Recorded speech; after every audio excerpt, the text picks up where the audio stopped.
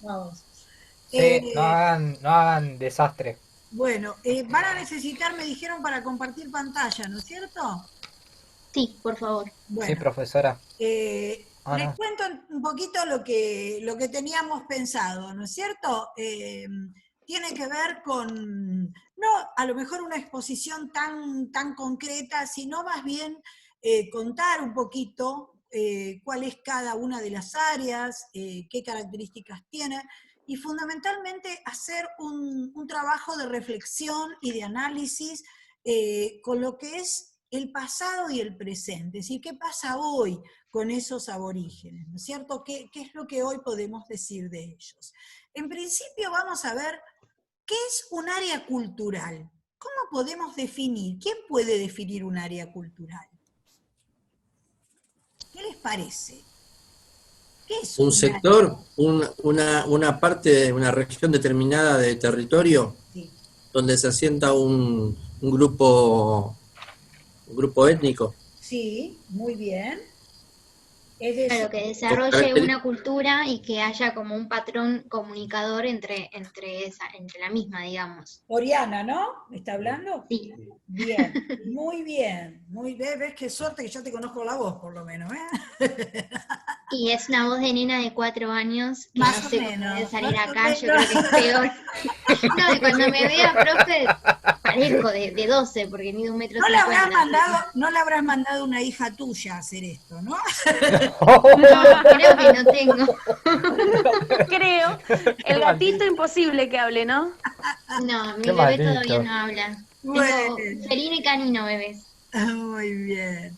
Bueno, chicos, entonces, a ver, si nos imaginamos lo que les habrá pasado a estos antropólogos, ¿no es cierto? Rex González, la década del 70, empiezan a hurgar en nuestro pasado aborigen y empiezan a encontrar un montón de cosas, restos, restos, restos, restos. Entonces, ¿qué tienen que hacer primero? ¿Qué les parece? ¿Qué se le impone? Relacionarlos. Claro, Supongo, hay exactamente. que relacionarlos para ver si es un factor común, después analizar si llegaron, en caso de que estén en zonas alejadas, como pasó en Tafí del Valle, en Tucumán, que se han encontrado cosas que deberían haber estado más bien en Salta. Ujú. Eh, entonces hay que determinar si se debió a un intercambio de trueque, si es que se expandió esa cultura. Hay un montón de cosas a analizar, me parece. Exacto. Entonces, ¿qué hace él junto con el resto de los antropólogos? Toma una categoría de análisis, ¿no? Una categoría artificial. Dice, bueno, vamos a hacer áreas. Áreas tienen que ver con lo geográfico, ¿no es cierto? Porque ¿qué encuentra Rex González? Una relación entre qué y qué. De todos estos restos, encuentra una algo en común, puede ser algunos elementos en común. elementos en común. Entonces allí estamos hablando de cultura, ¿no es Claro. cierto? Vicios. Sí. Entonces, hay un elemento geográfico y el elemento ambiental. ¿Se acuerdan cuando nosotros hablábamos, cuando vimos Egipto con la profesora Contreras, que hablamos de la trialéctica, de la espacialidad, de la socialidad y de la historicidad? La Ujú. espacialidad es ese espacio, toma áreas Claro. culturales, noroeste, sierras centrales, Pampa Patagonia, Chaco, litoral Mesopotamia. ¿Sí? Esas son áreas geográficas, son espacios.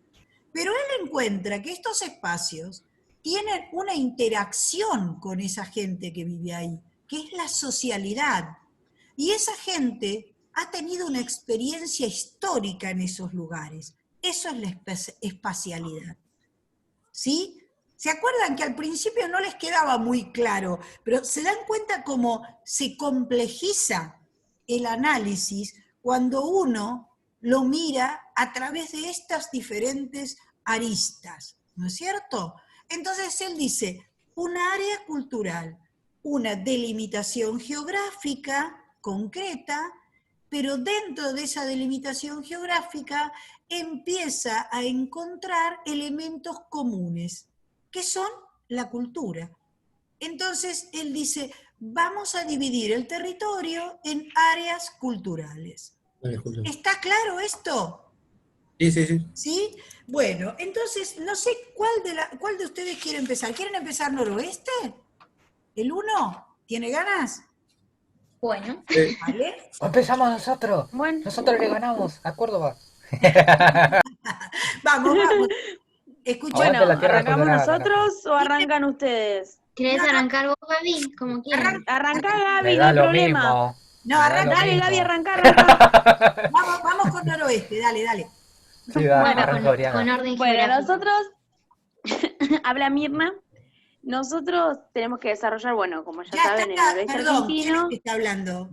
Mirna dije. Ya está, mi amor, la pantalla, si quieren, ¿eh? Ah, perdón, Eh, yo. Sí, Ori. Bueno, nosotros vamos a desarrollar, como ya saben, el noroeste argentino, que está compuesto por las provincias de Jujuy, Salta, Tucumán, Catamarca, La Rioja y creo que una parte de Santiago del Estero. Sí, Sí, Santiago del bien. Estero.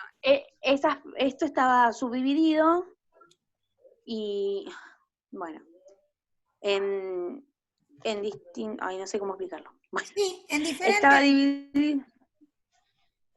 Bueno, y tenía Vos distintas... Bueno, imagínatelo al antropólogo. Es decir, él va recogiendo restos y él mismo tiene que ir clasificando, ¿entendés? Entonces lo claro, va sí. dividiendo de acuerdo a lo que va encontrando. ¿Está? Sí, Dale. bueno, y estamos dividiendo, la provincia de Salta y Jujuy eran denominadas La Puna, Ujú.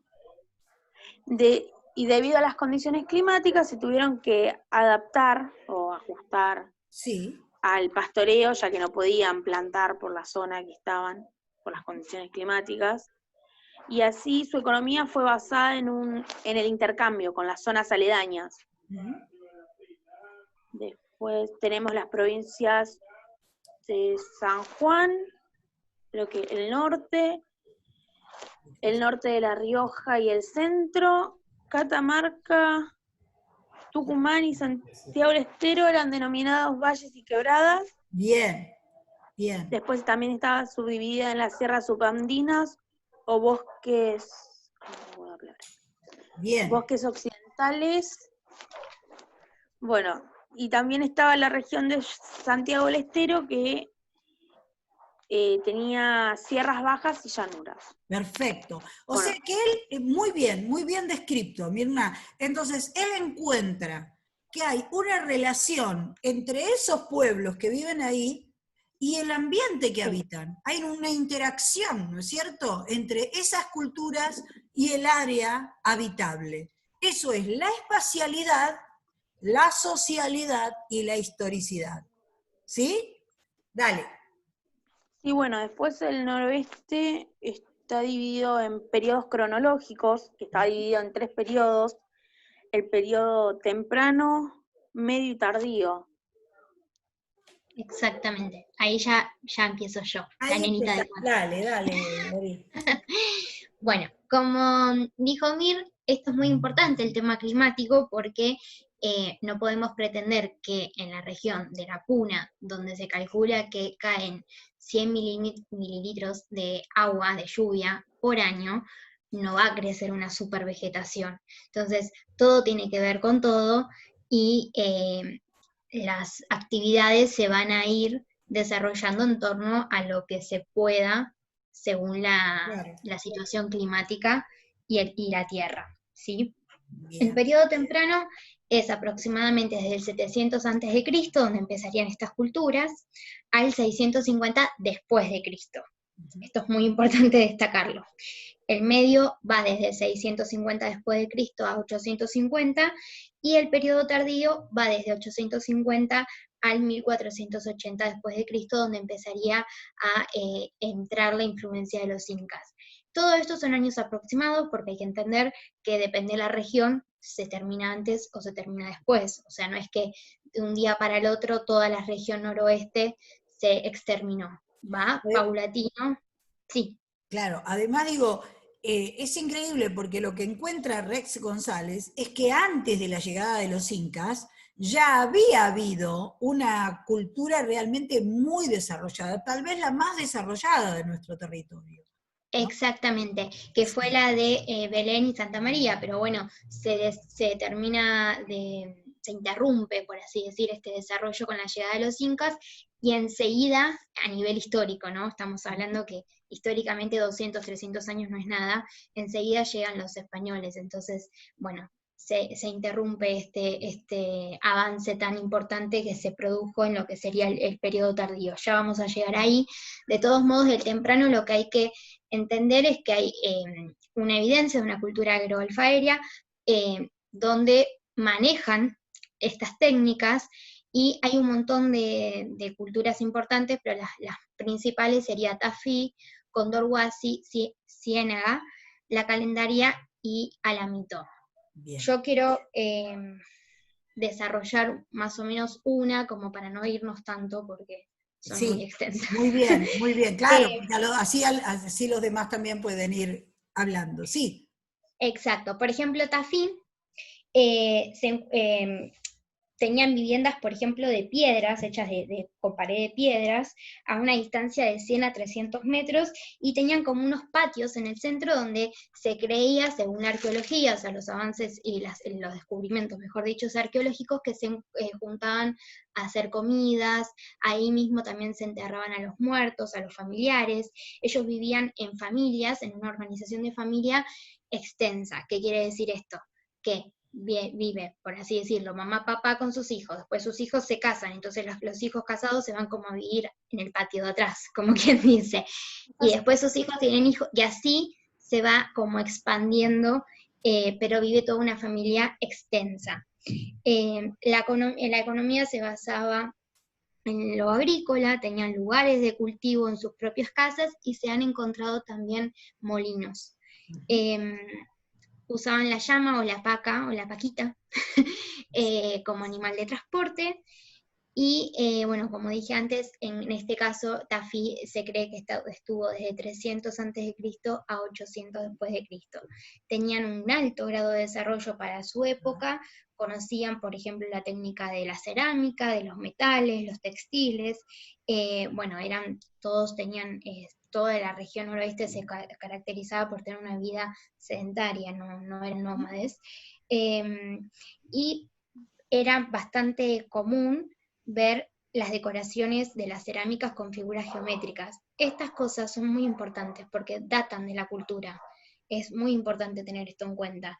Y su gran sello cultural fueron los menhires, que eran monolitos, que son esculturas de piedras de 4 metros de altura, hasta 4 metros de altura, que se creen que se podían usar para rituales, para espantar animales en los cultivos, y hasta también para señalar ciclos de los cultivos.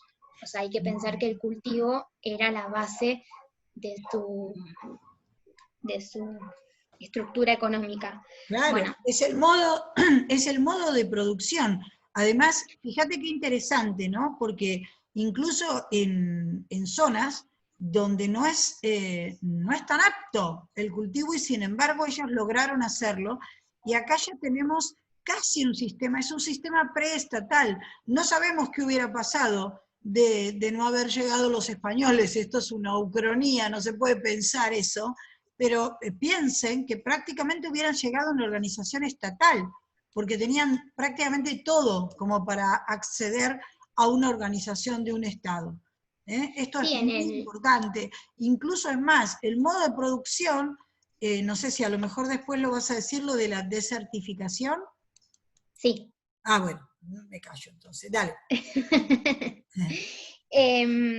Bueno, después está la Candelaria, que también es una de las más importantes, y no sé, me gustó, fue puro favoritismo, que tiene este nombre básicamente por donde se encontró en el departamento de Salta, ¿no?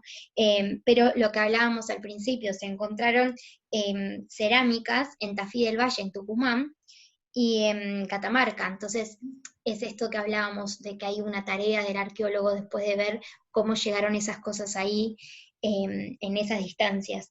Por eso todavía no se sabe si tenían intercambio, pero por ejemplo, la Candelaria, que es parte también del periodo temprano, también tenían viviendas circulares, pero divididas como con como por así decirlo, con una medianera de piedra.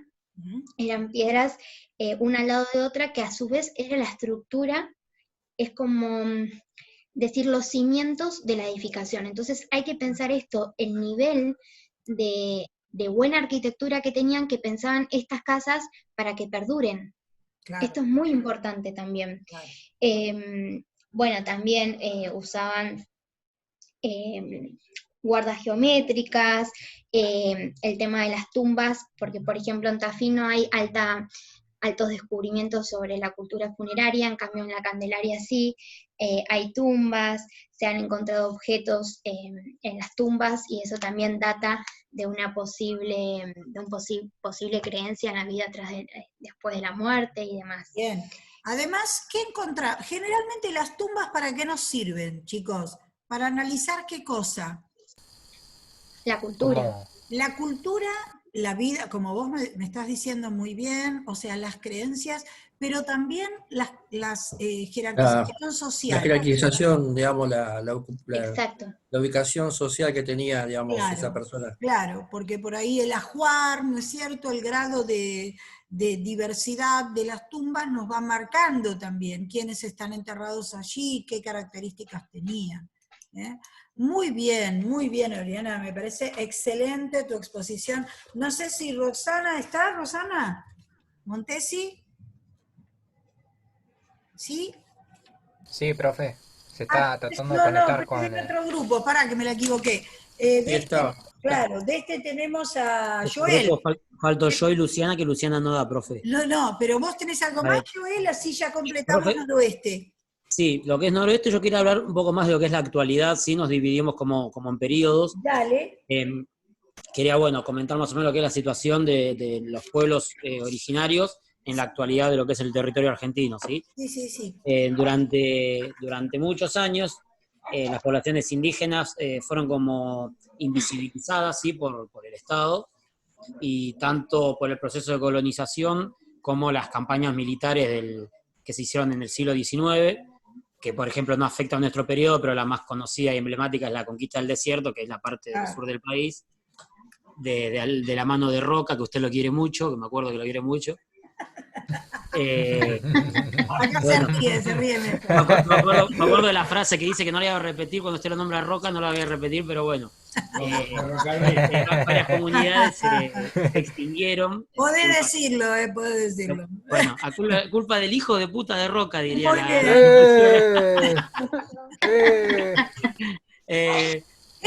Por empezar, hablamos de campaña del desierto. ¿Era un desierto? No, yo recuerdo su charla y lo llamaron así como para evitar nombrar la masacre y genocidio que hicieron en la parte sur del país. Y sacarle valor a la cultura esa también, es una forma de hacer de cuenta que no vale. Exactamente. Claro, bueno, parte de esas campañas de exterminio, muchas comunidades se extinguieron, pero muchas resistieron, y bueno, actualmente todavía tienen legado, ¿sí? Exacto. A nivel mundial, por ejemplo, el 9 de agosto se conmemora el Día Internacional de los Pueblos Indígenas. Fue una fecha elegida por la ONU para visibilizar todos los problemas que tenían los pueblos originarios en la actualidad. Bien. El objetivo obviamente es concientizar a la población y como señalarle a los gobiernos la problemática de los pueblos que están todavía sin resolver, para que se ejerzan políticas públicas para solucionarlo, ¿sí? Uh-huh. Muy bien. La ONU tiene un departamento de asuntos económicos y sociales que tiene un fondo permanente para estas cuestiones indígenas, para promover los derechos de los pueblos, y se calcula encima que en el mundo hay 370 millones de indígenas, y en Argentina, según datos del 2010, hay casi 1 millón de estos pueblos, de estos pobladores. Y algo que me llamó mucho la atención fue el tema de justamente Rex González, que estuvo con el tema de la cultura tafí, con el tema de los menires que nombró Oriana antes. En 1977, los menires que se encontraban en la zona de Tafí del Valle, se los junta a todos los menires, se los traslada a un parque, vendría a ser, solamente con fines turísticos. O sea, sacaron del lugar de origen estos monolitos, estas piedras, y las llevaron todas a un parque con un fin solamente turístico, que no tuvieron respeto. Esto me hizo acordar mucho al tema de los niños que hablamos la otra vez, los niños del Yuriaico, era. Claro. Me hizo acordar mucho a eso, que sin ningún criterio ni respeto por la población y por la cultura y por todo el significado que tenían donde estaban emplazados, Claro. los cambiaron Perdón. del lugar, los llevaron a un parque totalmente artificial. Disculpame, Joel, un Sí. minuto. Si se Sí. corta, nos volvemos a conectar, chicos, ¿eh? Con el mismo ¿Vale? link. Sí. Ok. Sí, Se llevaron a un parque que se hizo durante la dictadura, ¿no? Durante 1977 en Argentina, sí. y este parque, ya te digo, se los ordenó a toda la gente que en su territorio disponía de alguno de estos menires, se los obligó a que los cedan, entre comillas, para formar este parque, ¿sí? Y bueno, después de varios reclamos, tanto de la comunidad de Tafí del Valle como la Universidad Nacional de Tucumán, por ejemplo, se fueron restituyendo, de los que quedaron, se fueron restituyendo a los lugares de orígenes. Obviamente no a los lugares de emplazamientos originales, porque estaban, vendría a ser como, no tengo ultrajado la palabra, no me sale la palabra, habían sido vandalizados en cierta forma, entonces ya no iban a tener el mismo significado, la misma ubicación. Entonces, bueno, más o menos que estén cerca del lugar de origen era la idea de las comunidades. Actualmente están en el Mollar, que está Claro, literalmente enfrente de Tafí del Valle. O sea, claro, en está el Tafí del 2000 Valle en Tucumán, el lago, y enfrente está el Mollar. claro, en el 2000 se inicia con este traslado de las piezas entre el Mollar, y bueno, se continúa hasta el 2002 el traslado de todas las piezas, que obviamente no quedaron tal cual de tanto traslado, de idas y vueltas, se fueron dañando, y bueno, no es lo mismo y no están en las mismas posiciones que estaban en su reemplazamiento original.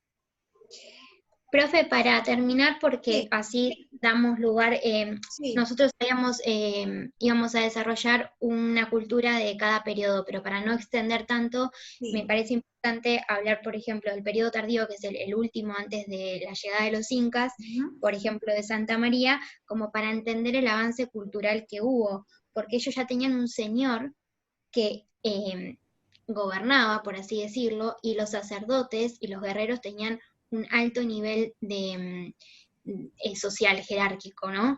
Y en el estadio anterior, en el estadio intermedio, por ejemplo en la Aguada, se puede ver las edificaciones de piedras para determinadas personas, que eran los de la alta clase, los de la elite, Claro. y el resto de las personas tenían casas de barro y de paja. Entonces, esto da muy importante. De hecho, la Aguada después desencadena en lo que es Santa María y Belén en el último periodo, en el periodo tardío. Bueno, después llegan los incas entre el 1480 y 1550, y desde el 1550 hasta 1810, obviamente los españoles, que ya todo eso lo sabemos. Bueno. Y aclaramos que esta fotito no es de internet, esta foto la saqué yo cuando fui a Jujuy, a las ruinas de Púcara de Tilcara. Ah, muy bien, muy bien. Hermosa, muy bien. Muy bien. Sí, nosotros en abril íbamos a hacer el camino de los volcanes, pero bueno, de más está decir que no fue posible. Bueno, la verdad, excelente la exposición, y bueno, esa misma jerarquización social es lo que les va a permitir a los caciques pactar con los españoles y entregar a gran parte de su población a la mita, que ya lo vamos a ver esto, a la mita minera del Potosí, de la conquista. Esto ya lo vamos, yo se los voy a detallar claramente, pero justamente esta jerarquización social, porque, a ver, no es cuestión de que los indios son buenos y los blancos son malos, o sea, el poder es el poder, chicos, en indios, blancos, negros o lo que quieran. Y lo que estamos tratando de analizar es cómo se ejerce ese poder y cómo se somete, ¿no? Cómo se crean asimetrías, no importa la etnia de que estemos hablando. Claramente es así. Bueno, muy bien, chicos, muy bien. No importa, vamos a empezar con, ¿les parece con el 2? Tienen sierras centrales y litoral Mesopotamia. No sé quién empieza, Gaby, Roberto, no sé quién. Señora, Roberto. Bueno, dale. Roberto, bueno, yo voy a hablar sobre lo que es el litoral mesopotámico, Misiones, la ubicación geográfica, Misiones, Corrientes, Entre Ríos, Santa Fe y parte de Buenos Aires. Las culturas que vamos a abarcar acá con mis compañeros son los guaraní, los charrúas, los caingán, querandíes o pampas. La economía se basaba básicamente en la agricultura de hortalizas, mandioca, maíz. Se dedicaban a la caza y a la recolección de frutos. No conocían la piedra y utilizaban mucho la madera para hacer sus armas, es decir, arcos y flechas. Bueno, básicamente yo ahora voy a describir lo que son los caingan, esta ¿Sí? cultura que se denomina prácticamente como guaraní. Tiene tiene algunos elementos que derivan de las zonas del norte del Brasil, es decir, próximo a la Guayana, que es, digamos, por sucesivas, ¿cómo se dice? Periodos que se fueron trasladando hacia el sur digamos, del Brasil, llegando hasta el norte de la Argentina, es decir, hacia la zona de la Mesopotamia argentina. Digamos, la denominación Caingan deriva en el idioma Caingan como los hombres de los bosques. Esa es la denominación que le dan ellos para diferenciarse, digamos, de su forma de vivir, digamos, vivían en los bosques. Tienen distintos tipos de dialectos, básicamente lo más fuerte está en Brasil. Es decir, la cultura Caingan está en Brasil muy arraigado. Y tienen una ocupación es una ocupación, digamos, que da de mucho tiempo, de larga data, es decir, la cultura cainga que fue, creo que una de las primeras que se da previo previo a lo que es la cultura guaraní. La ubicación geográfica básicamente es la zona de Brasil, estado de Río Grande do Sul, estado de Paraná, estado de Santa Catarina y Río Grande do Sul, es decir, al sur de Brasil. Claro. Centro y norte de la Mesopotamia, es decir, Argentina sería Misiones, Corrientes y Entre Ríos. Y una franja de lo que era, digamos, lo que es la costa del Uruguay, en la parte oriental. Esta cultura básicamente tenía fue mencionada por los viajeros cuando vinieron españoles, cuando llegaron acá a estas regiones, básicamente fueron mencionados por el famoso historiador alemán Ulrich Schmidt, que los destacaba como, digamos, seres que vivían desnudos y que las mujeres apenas se podían tapar con un taparrabo y bebían así en forma salvaje. Esa es la característica que da el historiador. El viajero Ulrich Schmidt, en una de sus memorias, es decir, en la descripción de uno de sus viajes, o de los tantos viajes que tenía. Es una raza, vamos a decir, una forma de las más antiguas, como una raza paleoamericana. Está designada así como paleoamericana. Sí. En la actualidad tiene distintas acepciones, digamos, distintas ramificaciones en Brasil. Y una data, digamos, más o menos histórica de entre los 2500 años, digamos, una estimación cronológica de 2500 años. Estamos hablando de lo que es Cainga, ¿no? Claro. Esta cultura básicamente, para hacer un paneo así geográfico, una visión, abarcaría desde lo que es las sábanas del río Orinoco hasta el sur de digamos, parte de la Mesopotamia argentina. Es una extensión geográfica bastante grande. Claro. Perdón, ¿se dan cuenta cómo el área cultural excede, digamos, los límites artificiales? O sea, tiene que ver, claro, con elementos de tramas de significados diferentes, ¿no? O sea, el territorio en realidad es secundario, ¿sí? Dale. Ellos obviamente que la penetración de los Caingan en la Mesopotamia fue, digamos, una acción bastante, digamos, de así, paulatina, forma paulatina, y básicamente se alimentaban de la caza y recolección de frutos, acá, como le decía, el historiador, el cronista alemán Ulrich Schmidt lo hace mención en el siglo XVI, en lo que es la armada del adelantado Pedro de Mendoza. En esa parte ahí hace digamos, detalles de cuando observa estas culturas, como gente petiza,